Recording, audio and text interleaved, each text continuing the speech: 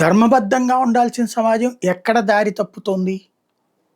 ఒకటి, పరిపాలకులు, రాజకీయ పార్టీలు, రాజకీయ నేతలు చేస్తున్న అవినీతి. అధికార యంత్రాంగం చేస్తున్న అవినీతి. వీళ్ళు అవినీతికి పాల్పడటం కోసం ప్రజల్ని దోచుకుంటున్నారు. ప్రజలు పన్నులు కడుతూ పైన వీళ్ళకి లంచాలు ఇచ్చుకోవాల్సిన పరిస్థితి. ఈ లంచాలు ఇచ్చేటటువంటి పరిస్థితులలో ప్రజలు దారి తప్పాల్సి వస్తుంది. తమ వృత్తులలో తప్పులు చేయాల్సి వస్తుంది. ఈ వ్యవస్థలని సరిచేయాల్సినటువంటి వ్యవస్థ ఎవరు? పోలీస్ శాఖ, న్యాయ వ్యవస్థ. వాళ్ళు అవినీతికి అలవాటు పడితే ఇక ధర్మం ఎక్కడ ఉంటుంది? ప్రస్తుతం ధర్మం దేకుతోంది, నడవట్లేదు.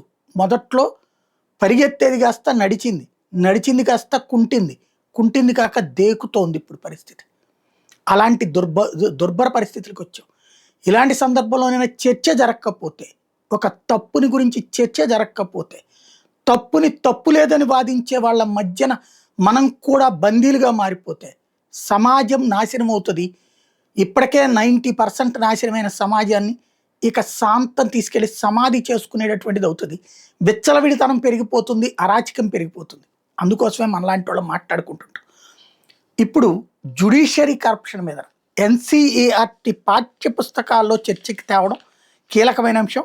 8వ తరగతి పాఠ్య పుస్తకాల్లో కరప్షన్ అనేటటువంటిది, జ్యుడిషియరీలో ఉండే కరప్షన్ గురించి, దానివల్ల ఎదురయ్యేటటువంటి అంశాల గురించినటువంటి పాయింట్ని టచ్ చేయడం అన్నది కీలకమైంది.